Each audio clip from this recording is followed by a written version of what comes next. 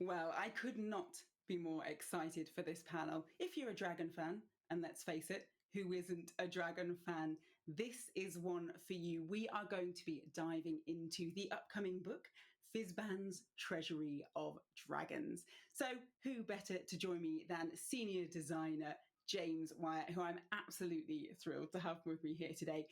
We've got an hour. We're talking dragons. I couldn't be happier. What a great way to spend an hour today. Dream come true. Now, I know people might not be familiar with Fizban's. Obviously, it's a newer book. It's about dragons, which we'll touch on later, but are actually a little bit rarer than you'd imagine for Dungeons and Dragons. So give us an overview of the book and why now? So Fizban's Treasury of Dragons is a celebration of the dragons that gave D&D its name. It's a deep dive into the dragons you already know from the Monster Manual, as well as a whole bunch of new dragons and dragon-related creatures. Dragon-related character options, basically everything you could possibly want. I think of it as just a big toy box and full of toys to play with to bring dragons to life in your game. And so, why did you feel that we were missing this right now? Why have we decided that, okay, now is the time for a toy box full of dragons? Really, it's always time for a toy box full of dragons, as far as I'm concerned. But in terms of planning our product releases, after we did Volo's Guide to Monsters and Mordenkainen's Tome of Foes, whatever it's called, this was sort of our next awesome monster book, and we decided it was a good time to bring dragons into the mix and really celebrate that aspect of the game. So if people watching are familiar with kind of the Monster Manual or Volo's Guide, what does this add? What are we seeing here that we haven't seen before? The basic structure of this book is similar to Volo's Guide in a lot of ways, where there's a big chapter of stat blocks at the end of the book that's about a third of the book, and then the other 2/3 of the book is more lore focused. Sort of. Another third of the book is that deep dive into each individual dragon kind, including the ones in the Monster Manual. So each kind of dragon gets lair maps and all sorts of tables to generate their personality and characteristics and treasures and monsters you might find associated with them and adventure hooks. Just ideas, hundreds of ideas sitting there latent, waiting to be activated and brought to life in your game. And then there's the remaining third of the book is character options, spells, magic items, and more general advice about dragons and their life cycle and how are the goals of a wormling different from the goals of an ancient dragon and that sort of thing. I mean, before we really dive into the book, because we'll go through it chapter by chapter and give people a brief overview, let's talk dragons. Because, Okay. As I said earlier, it's a little bit strange, isn't it, that for something called Dungeons and Dragons, actually, we don't often bring them in because they are this huge game changer, really, aren't they? They certainly can be. And this book is an invitation to embrace that and let dragons change your game in sometimes big and dramatic ways. If you want to just have a single encounter with a dragon that's sort of on the way to something else, you can totally do that. And this book has some advice for how to spice that encounter up too. But if you want to build an entire adventure around one or more dragons, or if you want to design your whole campaign world with dragons as a focus, this book is for you. Lots of inspiration and ideas around those concepts as well. And what for you do dragons mean in the wider kind of D&D landscape? Because like you said, there are lots of different ways they can impact a campaign, your personal playstyle, your character, that kind of thing. Dragons, to me, really embody the kind of fantasy that D&D is about, right? They are, you put dragons into a story and you know it's a fantasy story. I know I'm going to love it pretty much right from that point on. They are these incredibly powerful magical creatures. They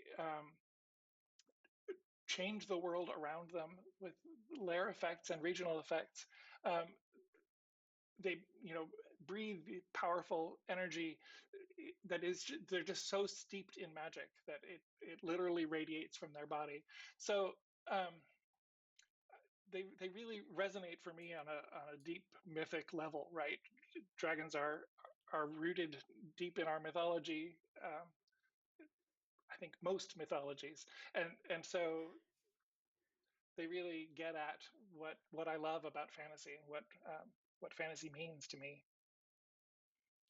I think that's how I feel about this book. Is I'm really excited for perhaps, as I said, DMs who've been a little bit nervous, or perhaps players who've thought that a dragon encounter is just an instant total party wipe, So I think that's what I'm excited about, having had a sneak peek of the book. Is that it really does give you lots of different options to incorporate it into your playstyle. So, let's talk through some of them. Let's have a brief run through chapter by chapter. I don't want to give it all away. I do want to encourage people to go out there and get the book themselves. But let's talk a little bit about what they can expect, starting with chapter 1, which is character, basically, isn't it? Right. So chapter 1 is character options. So the big picture actually at the end of the chapter is we want to give you tools to tie any character into the story of dragons in your DM's world. Whether you're playing a sorcerer with a draconic origin right out of the player's handbook, or you're playing a cleric with a war domain and you want to say, you know what, my cleric worships Bahamut, and so my power is draconic in that way. So then if you want to go a step beyond just the sort of flavor layer, that we have 3 new Dragonborn race options for chromatic, metallic, and gem Dragonborn. We've got 2 new subclass options, the Drake Warden Ranger and the Way of the Ascendant Dragon Monk. And we've got 3 feats also tied to the 3 big families of chromatic, metallic, and gem dragons that reflect a draconic heritage of some kind for your character as well. That was maybe more detail than you needed, but just a taste of the options available in chapter 1 for characters. I mean, please, have you ever met a D&D player that was like, that was too much detail? I don't think that exists. Oh no, don't tell me more. Exactly. No. All right, chapter 2. This is our magical chapter, isn't it? Spells, magic items, that kind of thing. Yes, so there's a handful of spells, most of which are named for famous dragons, which get some discussion later on in the book. And then magic items that you might find in a dragon's horde, some magic items that are tied to the gem dragons that are introduced later in the book. And this new category of magic items, horde items, which get more powerful when they steep overnight in the horde of an older dragon. So the more powerful a dragon the horde belongs to, the more powerful the magic item becomes. It's an idea that has showed up in D&D a lot over the years, the idea of a magic item that gets more powerful as you do. And here it's specifically tied to dragons and having access in some way or another to a dragon's horde. I love that one, I have to say. Oh, I love that idea. That's kind of exactly what I'm imagining when I think about, dragon-related magic items. So yeah, all right. Awesome. I feel like I should be making notes here. Okay, on to chapter 3. And this is for DMs to integrate dragons into their play. So chapter 3 is called Dragons in Play, and it's really the big overview for the DM of how to build a dragon personality, building on the tables that are in the DMG for determining the personalities and characteristics of NPCs. This takes those same tables and gives them a draconic twist. How to make dragons that are distinctive from each other. And it talks about age categories. It talks about where dragon eggs come from in a very non-biological way. Again, sort of touching on the mythic nature of dragons. It's a table, again, of inspiration for a DM to say, in my world, dragon eggs grow on a tree at the center of the world, deep underground maybe, or at the center of the map. And when a dragon wants to rear a wormling, it has to make a pilgrimage to this tree at the center of the world and get an egg, prove itself worthy. So that sort of thing. I mean, if you want to make dragons big flying lizards, you can, but the idea here is to inspire, again, that sort of mythic approach. It talks about undeath, half dragons, and then sort of minions and stuff. And then a look at again, crafting just a single encounter around a dragon, or crafting an adventure around a dragon, or crafting a whole campaign in a world around dragons. Chapter 3 in a nutshell. Yeah, I mean, and I like that one because we'll come back to this later, because what we're going to do is talk through some different kind of scenarios, for how you can incorporate this book into your playstyle. But I think that's the one that lots of people are going to be really excited about is, how do they flesh these creatures out to be, as fantastical as we hope they all can be, and yet still fit the campaign that you've worked so very hard on, even if your players are trying to ruin it, as we always are. So chapter 4 is, as we kind of just discussed, hordes, actually. So tell me more, because this is Lairs and Hordes, isn't it? Lairs and Hordes, yes. So this one talks about the kinds of places where dragons like to make their lairs. Often a dragon will be attracted to a place that's magically significant in the world somehow, like a crater that exists because of God's footprint in the world there, or a meteorite fell there, or whatever strange magical location causes a dragon to say, hey, this is a good place for a lair. Because dragons, by their nature, are really woven in with the fabric of the material plane. And that's why you get the regional effects around a dragon's lair, which then this chapter goes on to discuss more. Beyond the effects that are described in the monster manual, here's additional ideas along similar lines. And then hordes, talking about what you find in a dragon's horde, curses that might be attached to a dragon's horde, weird quirks that might happen with items that you take from a horde, things along those lines. Again, just as much story inspiration as we could cram into these pages. And so on to chapter 5, and this is where we're going to break down the different types of dragons. And also, right. I love the details on alignment here, and how we can move past perhaps how we've historically looked at different types of dragons. Yes. So chapter 5, I call it the Draconomicon, in a nod to a couple of books from past editions of the game with that title. But this is let's go through 20 different kinds of dragons, and each one gets 3 to 6 pages of detail with, again, more tables. So you mentioned alignment. There's a table of personality traits and a table of ideals for each dragon. And most of the entries on those tables cleave pretty closely to what the monster manual or chapter, the bestiary chapter of this book says about a dragon's alignment and personality. But at least one example in each table is an outlier, something that's a little different. A gold dragon with a bent toward evil, or a blue dragon with a bent toward good. Because, I mean, as the monster manual says, the descriptor of alignment for every creature in the monster manual is a guideline, not a rule. So this is a way of highlighting, you can absolutely use a gold dragon as a villain in your campaign, because just like people, they have the freedom to choose the path of evil if they want to. And they can be pretty terrifying villains if it comes to that. And of course, chapter 6 is the one we all know and love, the Bestiary. So tell me what we can look forward to in here. So many dragons. There's about 80 stat blocks in this chapter. It includes the new family of gem dragons, which are returning to D&D for the first time in 20 years almost. And so those are amethyst, crystal, emerald, sapphire, and topaz dragons. Then there's moonstone dragons from the Feywild. There's deep dragons that live deep in the Underdark, and a bunch of dragon adjacent creatures, things like the Elderbrain dragon that is a mind flayer Elderbrain saddled on the back of a dragon with its tentacles going into the dragon's brain and being really disgusting, or the Horde scarab, which is an insect that looks like a gold coin that might be mixed in with the dragon's treasure, or dragonborn champions of the dragon gods, or humanoids who are dedicated to a dragon's service, or aspects of the dragon gods. We have an aspect of Bahamut and an aspect of Tiamat. And that's just getting started. I mean, it really is, isn't it? I feel like we really dove in there, and yet that barely scratches the surface of what you can find in this book, genuinely. So, I mean, something else that's in there is lore. So talk to me about that, because, everybody knows when you buy a new book, you're a sucker for any new lore in there. So what can we look forward to? So there's a thread of lore running through the whole book that is an introduction to sort of new idea in D&D that we tease a little bit in Tasha's Cauldron of Everything.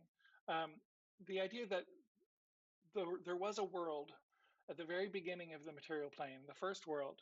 And what Fizban's Treasury of Dragons tells us is that Bahamut and Tiamat worked together to create this first world and populate it. And that's the reason that dragons are so intricately connected to the fabric of the material plane, is they were there when the seed of the material plane was first created. And that first world it was scattered into seedlings, as Tasha's Cauldron describes, and became all the myriad worlds of the material plane. So there's an idea then that every dragon on every world in the material plane has an echo on other worlds in the material plane, and so a dragon, say Klauth, in the world of the Forgotten Realms, might have an echo on Eberron and might be able to awaken his dragon sight and come into contact with that echo, or even fuse their consciousness, or even fuse their bodies and all their power together and become a more powerful dragon than even ancient Klauth.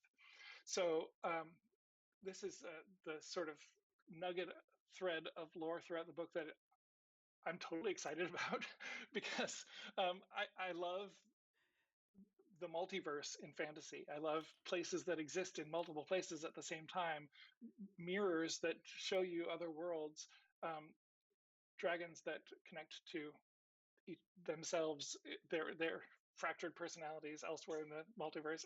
It's cool and wild stuff that you can take or leave in your campaign, but I hope people will run with it. I mean, take it. How do you make dragons cooler? I mean, add the multiverse. Yes, pretty much. Yeah, exactly. I'm an absolute sucker for that. I mean, I can't wait for that. I love planes. I love all of that. So I feel like, it's such a gorgeous thread to pull. And as you said, I'm hoping people kind of weave it into their worlds. Also, I'm a Magic the Gathering fan, so I've got to ask, there's a little bit of Magic the Gathering here, teeny tiny little bit, isn't there, in this book? Teeny tiny little bit. I couldn't let this book go without mentioning Tarkir, which is Magic's World of Dragons, as a really good example of building a campaign setting around a dragon concept. I talk in here about you can build maybe the 15 families of dragons, 15 kinds of dragons, the chromatics, the metallics, and the gems, 5 of each. Maybe they each have their kingdoms in a world, or maybe they're like guild masters of a kind. But what Tarkir does is each of the 5 tribes or clans of Tarkir emphasizes one aspect of draconic nature. So there's the claws and the wings and the eyes and the fangs of the dragons. So just another way of structuring dragony factions in a world and building a world around dragon concepts. Well, whilst we're on the subject of building a world around dragon concepts, let's talk different scenarios because, as you said, this is just, I hope people realise, and from what you said so far, that this is such a wonderful toy box. It is packed with ideas. There are so many different ways for you to build this into the way that you play D&D, whether you're a DM, whether you are an adventurer. So let's start with the scenario that I kind of mentioned at the beginning, which is a DM who's perhaps a little bit nervous about dragons, a little bit nervous about how they shake up the magic of the world and, how powerful they can be. Where should they start? So if you're nervous about dragons, I would start probably with the section on building a dragon encounter. It's just a couple of pages. There's a great big table in there that is designed to help you think about how a dragon encounter might play out a little differently. What sorts of strange things might happen, what the dragon might be concerned about as it's fighting characters. Maybe it doesn't want to fight. Or maybe all it cares about is making sure that the characters don't find this one item in its hoard that it cares about more than anything else. That's a way of taking a dragon beyond the stat block, which can be scary enough in itself, but then thinking about the dragon as a character with its own role in your world and its own concerns and cares. So I think that would be a fun place to start to sort of dip your toe in. Okay, let's think about adding a dragon to my game for this one thing. And if we've got a DM who's the opposite, say you are dragon mad, and that's, you're so excited, you want to dump your players right in a dragon's lair. How are we fleshing things out beyond that? How are we building a world beyond that initial kind of exciting location? So as we were reviewing printouts of this book, I had the printouts with me on one side and my notepad on the other side as I was writing down ideas for my campaign that I really want to get started at some point. Thinking about ways to take this multiverse thread and blow it out in a campaign. So I would start at the end of chapter 3 as an experienced DM and think about how I want dragons to shape the mythology and the fundamental underpinnings of my world. Do I want to build factions around dragons, or build myths around them, or have dragons as gods in my campaign? Or do I want to do some kind of world-spanning campaign where characters end up traveling and meeting the echoes of different echoes of the same dragon in different contexts? What that might look like. Wow, there's just so much. Kind of a step back from that, I think, is the middle ground of, okay, let's really build out a dragon adventure here. I've got a lair map in that big chapter 5 Draconomicon. I've got tables to give me adventure hooks. I've got tables that suggest other creatures I might put around the lair or in the lair, and the relationship with the dragon. So lots of tools to use there to build a dragon adventure. Again, really just diving into the dragon thing. I mean, this is kind of a personal question, because in the group, in my D&D group, we are really wild, and we just, run into every encounter. We are a nightmare to keep alive. So I guess one of the things we should discuss is combat, and the combat approach to having a dragon in your campaign, because, whilst we're saying that they're flexible and you can kind of build your campaign around them, a dragon can also kill your entire party. It can, but dragons have challenge ratings just like any other monster, and they're more or less accurate. So the challenge for a DM always is finding the right level of, okay, we want this to be a challenging encounter, not too easy, but probably not annihilate you all, probably this time. So how powerful a dragon do we want to choose here? And the beauty of this book is there's a whole bunch more dragons that cover the entire range of challenge ratings, from 1 to 30, with a couple of holes right at the very, very top. But those, characters don't get at that level anyway. So lots of nuance and different challenges to throw at a party at any level. Something else I was wondering about is if you are in one of those kind of years long campaigns, you've been playing for a long time, your world is quite fleshed out.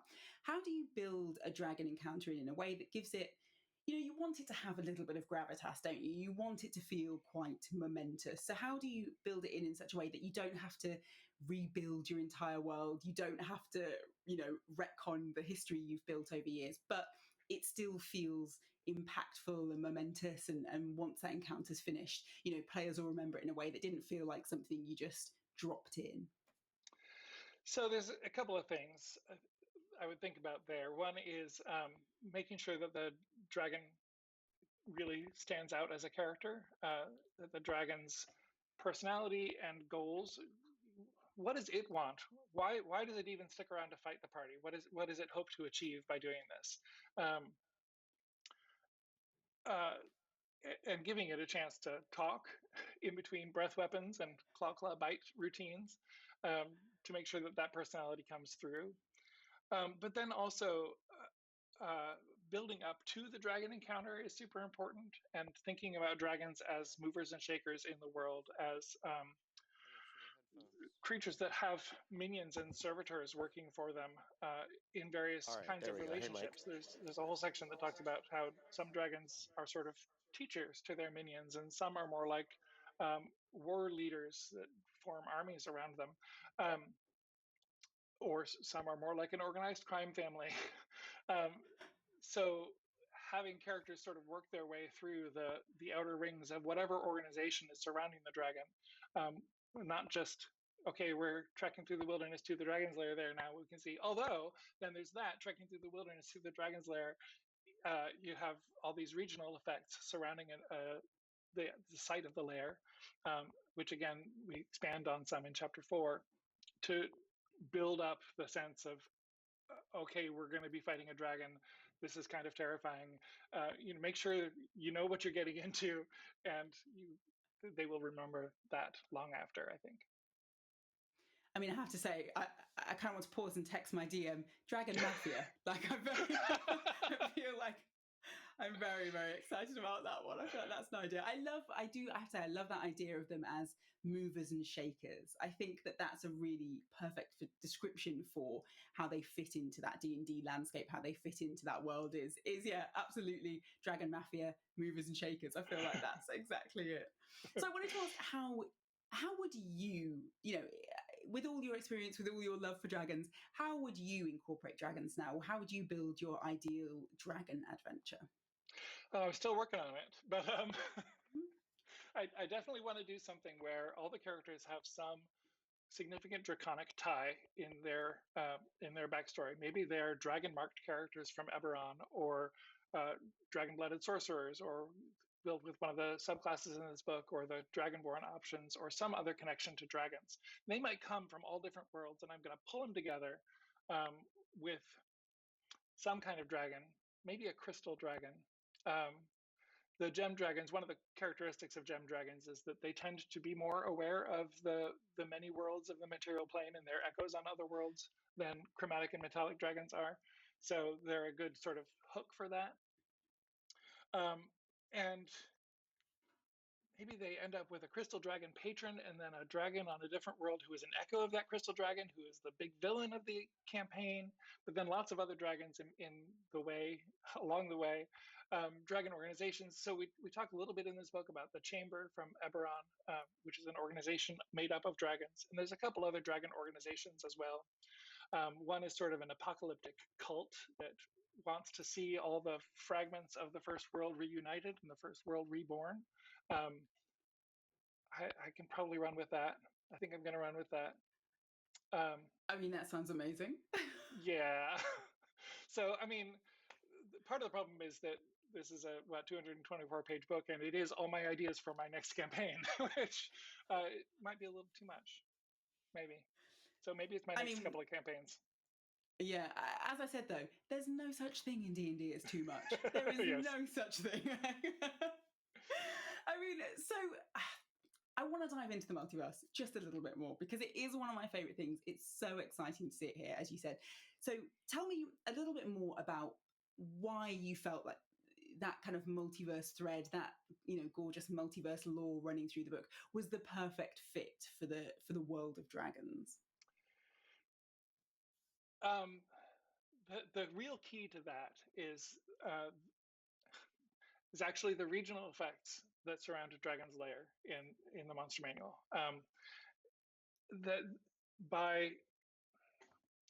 So this is sort of a grand unified theory of dragons, right? That starting from that point of a dragon's lair influences the world around it. The magic from a dragon radiates around into the world.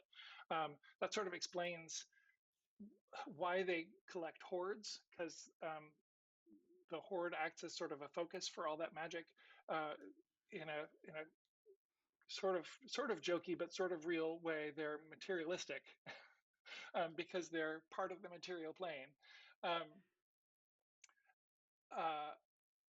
I lost my train of thought, but it's coming back. So building out from that, dragons are so essential to the game, and they're, again, part of the name of the game. We really wanted to make sure that that we had an explanation or an understanding of why that is, and why every D&D world has dragons in some form or another, why dragons have such a monumental impact on the stories of our worlds. And this sort of mythology was it. So I guess, to be clear, it is mythology. It's an event that might or might not have happened in the distant past, but it's a convenient explanation for some things that are observably true about dragons in the game, at least in the worlds we know about. Maybe in your world, dragons are completely different, and there's probably a reason for that, and that's also cool.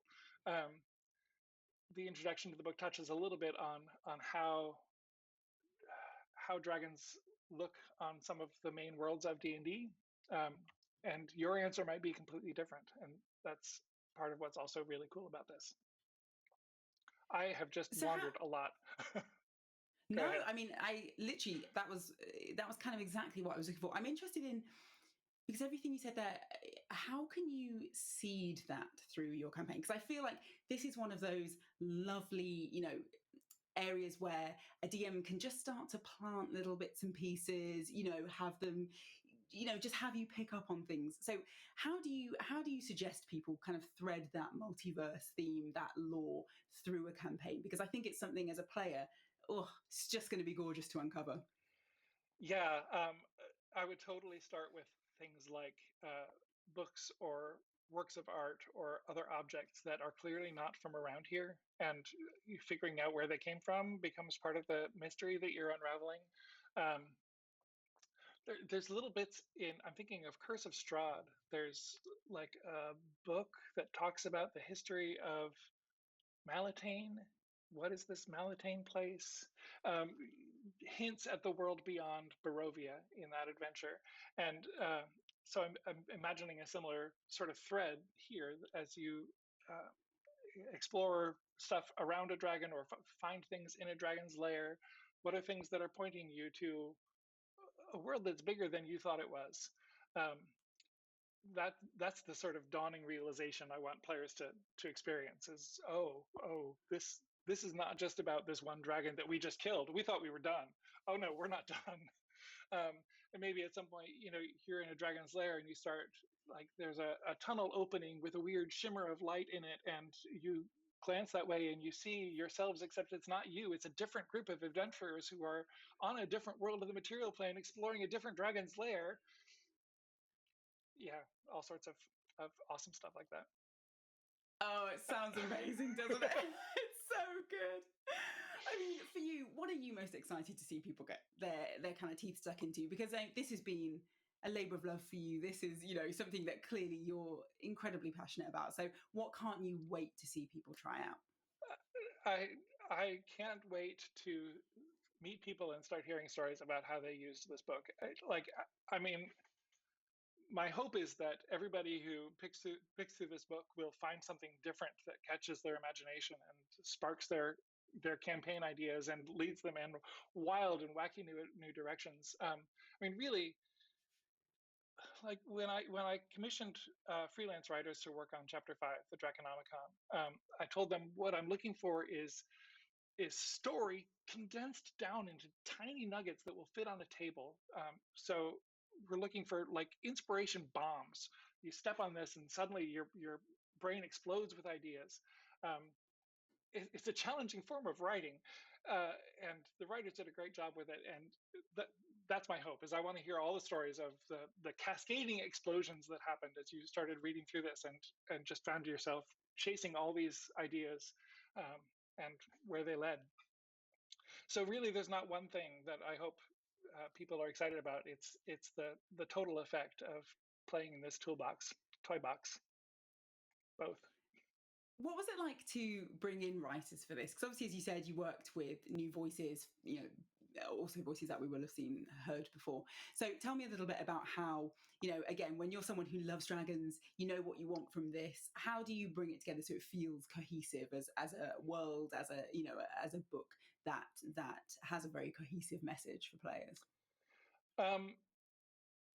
So the outside freelance writers all worked on Chapter 5. So each of them got a couple of kinds of dragons to do their deep dive on.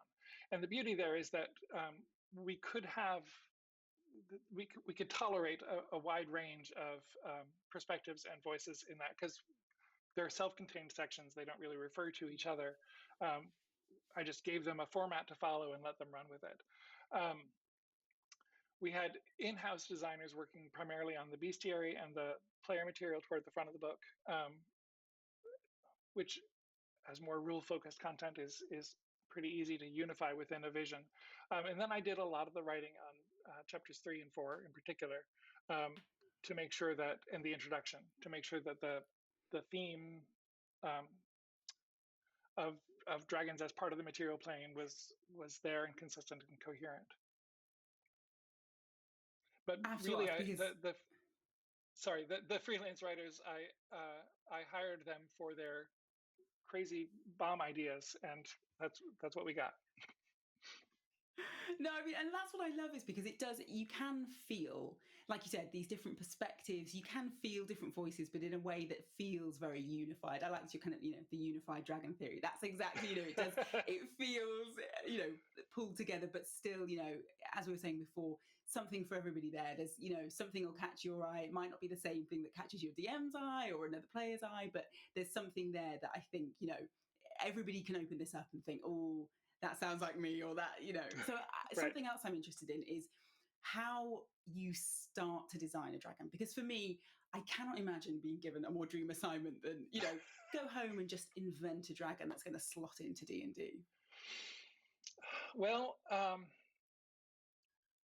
in terms of the new dragons in the Bestiary chapter, most of them actually have been carried forward from past editions of the game. So a number of us did somebody, I don't even know who it was, somebody compiled a great big list of all these dragons from past editions, and a number of us went through it and sort of rated them. Yes, these are ones I definitely want to see again.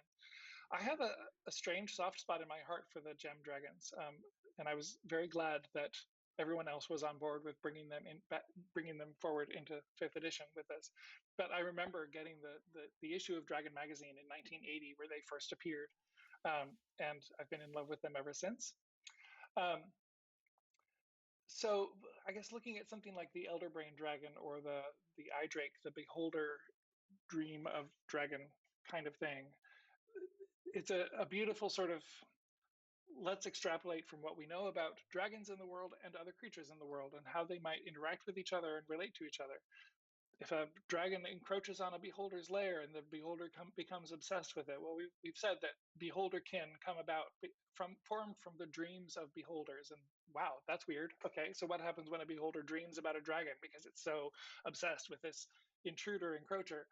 Turns out you get a really weird looking monster, and it's awesome. So there is no one process. It's a lot of let's build on what's in the game already and make sure that things fit coherently into the whole. And when you're updating something, so I love, you talking about seeing dragons, the gem dragons for the first time, in 1980. What are you looking to consider when you update it? Because obviously D&D has changed, not a huge amount, but D&D is different now. Players are different now. We've got new audiences, people who perhaps wouldn't have played D&D before. So what are the considerations when you're taking something and then making it for modern audiences? So the beauty is that there was never a whole lot said about the gem dragons in the past. I mean, that original dragon article gave each kind of like a couple sentences. There was more in 2nd edition and some in 3rd edition. But the fundamentals are consistent across every iteration. These are dragons that are not aligned with either Bahamut or Tiamat. They're traditionally neutral. They have breath weapons that are very different from the chromatic and metallic dragons. The chromatic and metallics share the fire, cold, lightning, acid, and chromatics get poison as well. But the gem dragons have breath weapons that are like a burst of light, dealing radiant damage, or psychic damage, or force damage, or necrotic damage, or the 5th one that I always forget. So that a big part of their identity is they're different in a weird and cool way. So that was pretty easy to maintain.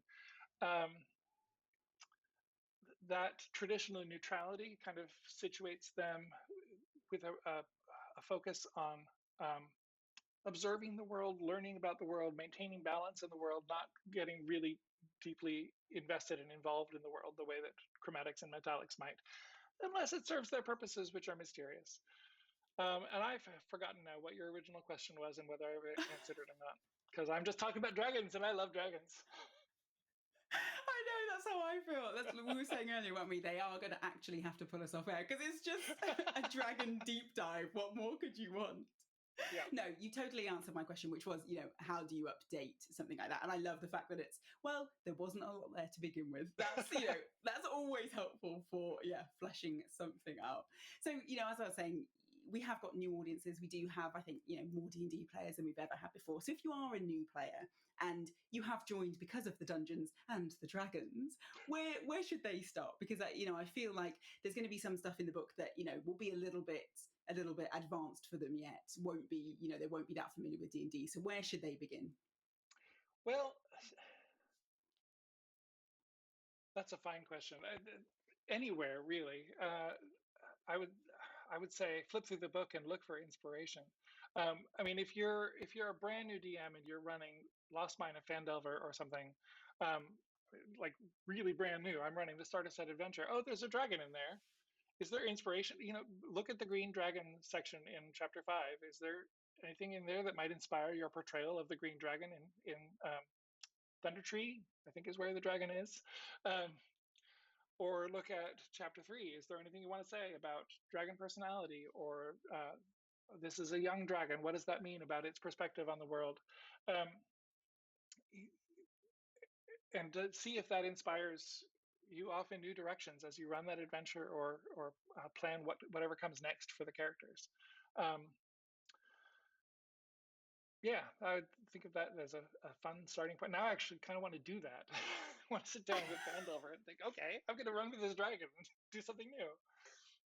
I mean, that's a great point because I hadn't thought of that. Of course, if you have picked up the Essentials kit and you're following that adventure there, there's, a fantastic dragon there for you to go.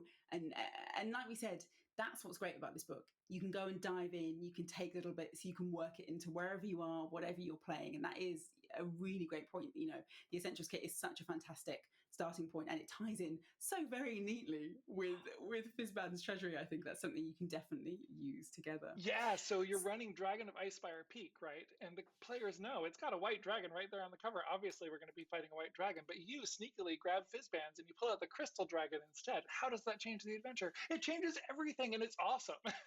Right? And you can totally just upend everything that the characters are expecting from what they see on the cover of the book without changing the map or anything essential to the adventure.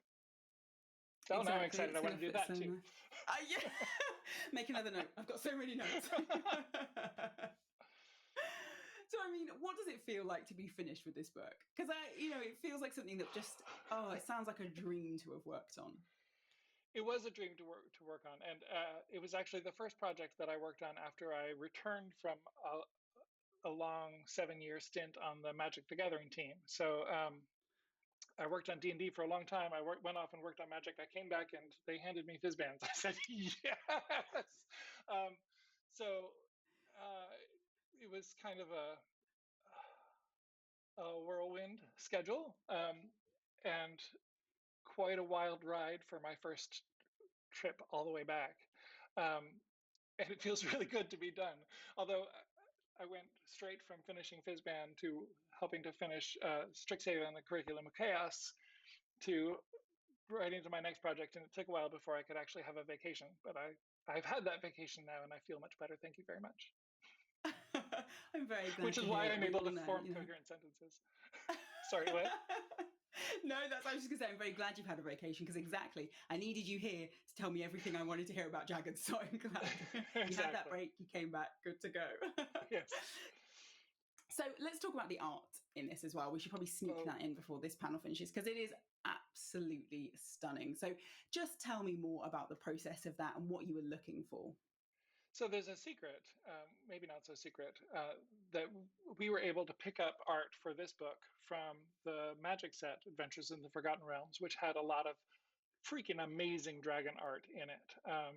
So you will find as you flip through the pages of the book, lots of just gorgeous pieces blown up from tiny card size to half-page wonders. As far as the new art goes, we commissioned things like illustrations for the new monsters. Had a lot of fun working with Sean Wood, our in-house concept artist, on figuring out what the gem dragons were going to look like in this iteration, building on their identity from from past editions. That's probably what I should have talked about when you asked that question before. But then also brainstorming what the new things were going to be. There's a section I glossed over in chapter 2 on draconic gifts, which is building on the mythology of what happens if you bathe yourself in the blood of a dragon or drink the blood of a dragon, which but whatever. It's mythological. So we commissioned a piece of art of a warrior standing beside a dead dragon and holding up a chalice of its blood as if she's going to pour it on herself, maybe, or drink it, maybe, or whatever. And there's Fizban appears in a lot of the art in various forms. So we should probably talk about Fizban, since his name is on the book. Fizban is a character who appeared in the Dragonlance novels, not many years after the Gem Dragons first appeared in Dragon Magazine, actually. So he appears as this sort of doddering old wizard with a quirky personality, and he casts spells and has hilarious mishaps. And it turns out he's actually an avatar of the god Paladin, who is Bahamut.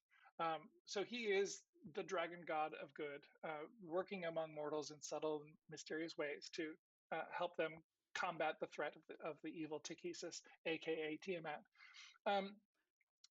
So with Bahamut, there's been an idea throughout the history of the game that one of the things he does is he takes on human form and wanders around the world, often accompanied by 7 golden canaries who are actually ancient gold dragons in disguise. So we have art throughout the book of him sometimes looking like Fizban from the novels, and as we see him in the introduction to the book, but then sometimes in other guises as well. Including the art for Bahamut from Adventures in the Forgotten Realms, the Magic card again, where he was a planeswalker, accompanied by his canary friends. There's also subtle canaries throughout the graphic treatment in the book, which I'm delighted by. Look for the last one, because there's 7 canaries and only 6 chapters in the book, so we had to figure something out. I like that. That's very D&D, isn't it? There's another little secret in there. You've got to find it. You've got to dive through. How much crossover? I know there's not a huge amount of crossover between Magic the Gathering and D&D, other than the quite literal recent crossover. But for you having just come from that world and now working on this, and dragons are such a big deal in both. Did you pull anything from Magic the Gathering? Was that any kind of influence, or did you want them to feel very distinctly D&D? The focus is definitely on D&D dragons. Most worlds of Magic, dragons are just kind of big monsters, which is a perfectly valid approach for dragons. Tarkir being the big example, where they really are movers and shakers and the leaders of these clans. So the focus really is on D&D dragons here, and what makes D&D dragons unique and distinctive is largely these families of chromatic, metallic, and gem dragons. And so that's where we spent most of our focus. Again, with that nod to Tarkir being the one big exception in making sure that magic was represented. Yeah, I'm very glad it was. I have to say, I did a little squeal when I saw that bit of the book. Very excited. So for you, if not everybody does pick up a D&D book. Some people love to just exist in the worlds they create, don't they? And they're not hugely interested in grabbing outside influence. So if you had to persuade somebody, give them, the sales pitch for this. Why is this, something so essential to your D&D world? I think for me, so my Achilles heel is maps, and I would buy this book just for the dragon lair maps that Dyson Logos did for that chapter 5. There's 15 different lair maps for 15 different kinds of dragons that you can just pick up and adjust the scale if you want to. If it's a younger dragon, make it a little smaller. If it's a great worm beyond ancient dragon, make it a little bigger, and drop it in and use it right away. And along with that, every DM, no matter how experienced or creative, needs inspiration from time to time. And I'm convinced that you will find something.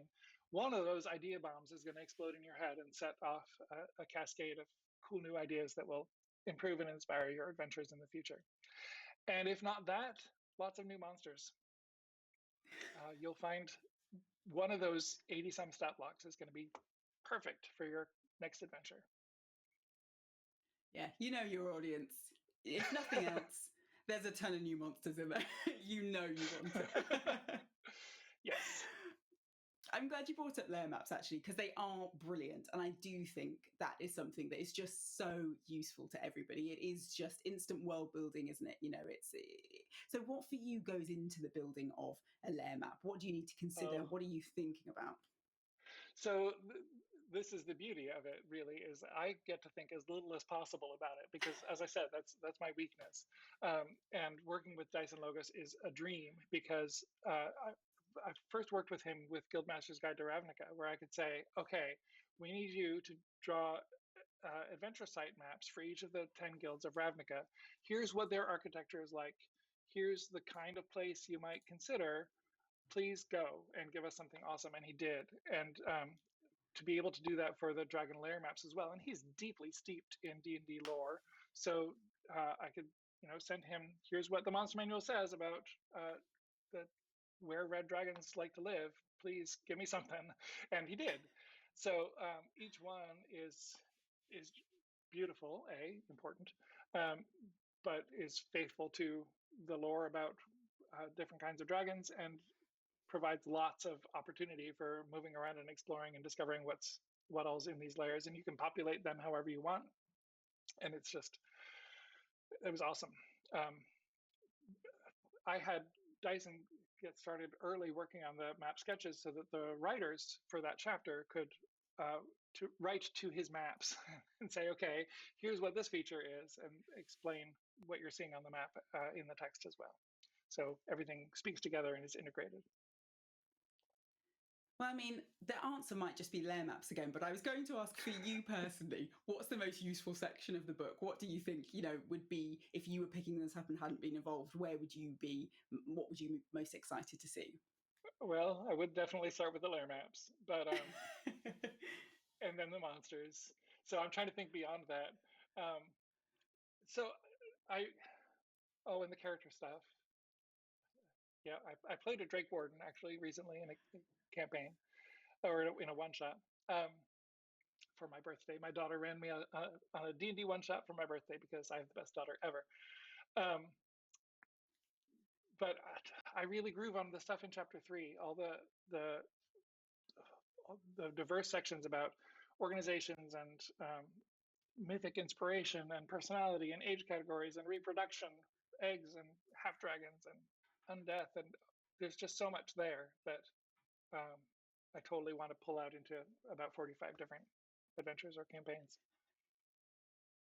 I know, I feel like I'm going to have to follow up with you in a couple of months from now and just be like, tell me everything. What did you do? Because it feels like you are just full of ideas and inspiration. Even though this is, what I find so exciting is that this is your book, obviously with a team, a wonderful group of people who worked in it. But the fact that you still get so much inspiration from it, that it's still, as we've sat here now in this deep dragon hour, you've still, had ideas, it's still sparked things for you. I think that is proof, if proof were needed, that this is a book that is going to have something for everybody. And like you said, I love this ideas bomb, that you will open it and it just, it did for me. You just start thinking, oh, this would work here. This would be fantastic. I've never considered this before. There's so much to it like that. And I have to say that's what for me is so exciting. But before we go, I just want to give you a chance to give a kind of one sentence pitch for this book. I know I said for new people, but for anybody, for everybody there watching, why should they go out and grab this? It's got dragons in it. I should not have expected anything less. It is a treasury of dragons. I love that title that we landed on for it because it hints at the idea of dragon treasure, but really it is all about offering you all the treasures of dragondom in this book. Wow, what a wonderful way to finish. Absolutely a treasury of dragons. So, of course, don't forget that you can pre-order this now. It's out on October the 19th. So, of course, get your pre-orders in for Fizban's Treasury of Dragons. But all that's left to say is this has been a dream come true for me, a dragon dream come true. So, James, thank you so much for joining us here today. Thank you. Well, we've got a break coming up. You probably need to cool off after all that dragon action. So don't worry. go, wipe your brow, and then afterwards we'll be back with the Dungeon Master Roundtable. It's going to be a good one, I promise.